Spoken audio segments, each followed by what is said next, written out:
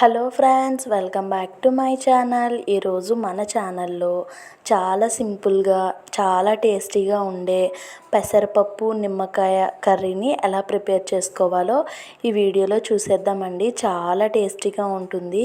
Process కూడా చాలా simple అండి. దానికోసం నేను ఇక్కడ స్టవ్ వెలిగించి ఒక కుక్కర్ గిన్నె అయితే పెట్టుకొని దాంట్లోకి ఒక 2 టేబుల్ స్పూన్ అయితే ఆయిల్ వేసుకుంటున్నానండి. ఆయిల్ బాగా హీట్ అయిన తర్వాత ఒక 4 వెల్లుల్లి రెమ్మల్ని ఇలా దంచుకొని వేసుకుంటున్నానండి. వెల్లుల్లిలో ఉన్న పచ్చివాసన పోయే వరకు ఫ్రై అయిన తర్వాత ఆవాలు, జీలకర్ర, మినపప్పు వేసుకున్నానండి. పోపులు వేసుకొని వాటిని కూడా బాగా వేయించుకుంటున్నాను. అవి బాగా వేగిన తర్వాత ఒక 2 ఎండుమిర్చి అండ్ అలానే కొంచెం కరివేపాకు కూడా వేసుకున్నానండి. వీటిని కూడా బాగా ఫ్రై చేసుకుంటున్నాను.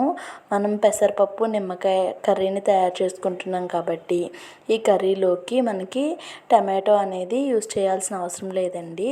ఓన్లీ ఒక పెద్ద సైజు ఆనియన్, ఒక 4 పచ్చిమిర్చి అయితే వేసుకున్నాను నేను. వీటిని బాగా ఫ్రై చేసుకుంటున్నాను. ఇందులో కొంచెం పసుపు వేసుకుంటున్నానండి. పసుపు వేసుకొని మనం బాగా ఫ్రై చేసుకోవాలి. ఆనియన్స్ బాగా ఫ్రై అవ్వటం కోసం సాల్ట్ వేస్తాం కదండి. ఇప్పుడైతే ఇందులో సాల్ట్ అనేది యాడ్ చేయకూడదు. సాల్ట్ వేస్తే కనుక మనకి పప్పు అనేది సరిగా ఉడకదండి. అందుకోసం సాల్ట్ అయితే లాస్ట్లో యాడ్ చేసుకోవాలి. ఇక్కడ నేను ఒక కప్తో అయితే కప్పుడు పెసరపప్పు తీసుకున్నానండి. కప్పు నిండుగా కాకుండా కొంచెం సగం తీసుకున్నాను. పప్పు వేసిన తర్వాత ఒక 1.5 స్పూన్ అయితే కారం కూడా వేసానండి. ఈ పప్పులో కారం ఇంకా పసుపు ఇవన్నీ బాగా ఫ్రై చేసుకోవాలండి. పప్పుని ఒక 2 నిమిషాల పాటు ఫ్రై చేసుకోవాలి. ఇలా పప్పుని ఫ్రై చేసుకోవడం వల్ల చాలా టేస్టీగా ఉంటుందండి. పెసరపప్పు నిమ్మకాయ అన్నారు, అసలు నిమ్మకాయ యాడ్ చేయలేదు ఏంటి అనుకుంటున్నారండి. వీడియోని అయితే స్కిప్ చేయకుండా చూడండి, మీకే అర్థమవుతుంది. ఈ పెసరపప్పునైతే బాగా ఫ్రై చేసుకోవాలండి. బాగా ఫ్రై అయిన తర్వాత మనం ఏ కప్పుతో అయితే పప్పు తీసుకున్నామో అదే కప్తో 2 కప్పుల వాటర్ అయితే వేసుకోవాలండి. వాటర్ వేసుకొని మొత్తం ఒకసారి కలిపేసుకొని కుక్కర్ అయితే మూత పెట్టేసుకుంటున్నానండి. మూత పెట్టి విజిల్ పెట్టుకుంటున్నాను.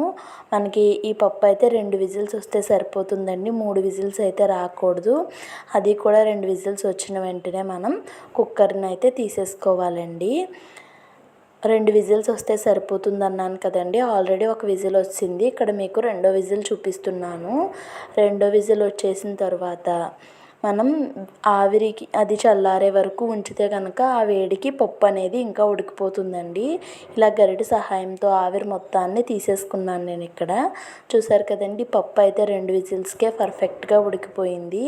ఉడికిన తర్వాత కొంచెం సాల్ట్ వేసి, ఇప్పుడైతే సాల్ట్ వేసేసుకోవచ్చండి. మీ టేస్ట్కి సరిపడా సాల్ట్ వేసుకొని మొత్తం పప్పునైతే ఒకసారి కలిపేసుకోవాలి.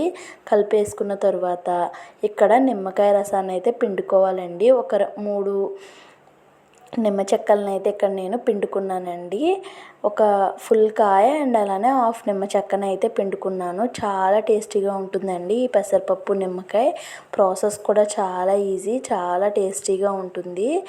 చాలా బాగా నచ్చుతుందండి. వడియాలు కానీ చిప్స్ కానీ నంచుకొని తింటే చాలా బాగుంటుంది. ఈ వీడియో కనుక మీకు నచ్చినట్టయితే ప్లీజ్ లైక్ చేసి ఛానల్ని సబ్స్క్రైబ్ చేసుకోండి.